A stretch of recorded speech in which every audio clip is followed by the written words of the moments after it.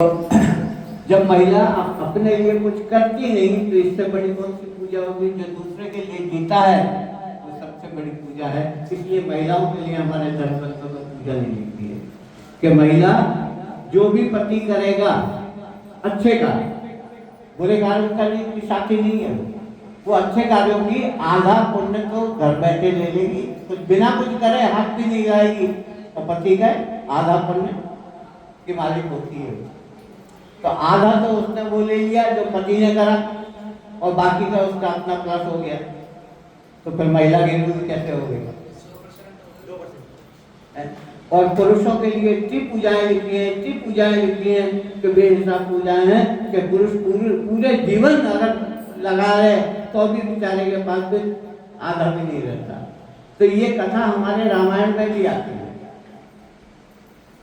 रामायण में बाली जो था उसे ये वरदान था कि जो भी युद्ध लड़ने उसके सामने आएगा उसकी आधी शक्ति उसमें चली जाएगी,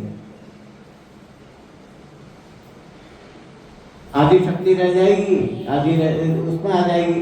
अब उसमें जब आधी रह जाएगी तो उससे कोई लड़के जीतेगा कैसे? जीत ही नहीं सकता। उसकी शक्ति उससे टकरा के और बाजी तो ग्रस्त हो गया तो है। और इसी क्रम में एक दिन बाली का दिमाग इतना खराब हो गया वो हनुमान जी से टकरा गया। तो उसे तो यह अभिमान था ना कि आदि शक्ति तो मेरे अंदर हो जाएगी। अब हनुमान जी क्या करेंगे? अब हनुमान जी की आदि शक्ति अगर मेरे अंदर हो गई तो मैं तो जीत ही जाऊंगा। उन्होंने हनुमान जी को ललकार दिया। अब युद्ध के लिए जब हनुमान जी को ललकार दिया तो मामला खराब हो गया। हनुमान जी जो है लड़ना तो नहीं चाहते थे, लेकिन वो ये भी नहीं चाहते थे कि अपमान हो जाए। तो भगवान का भजन कर रहे थे हनुमान जी और हनुमान जी को ललकार दिया गया। तो हनुमान जी ने कहा, बोले ठीक है करेंगे, तो सभी युद्ध कर लेंगे, आमना सामना हो जाएगा।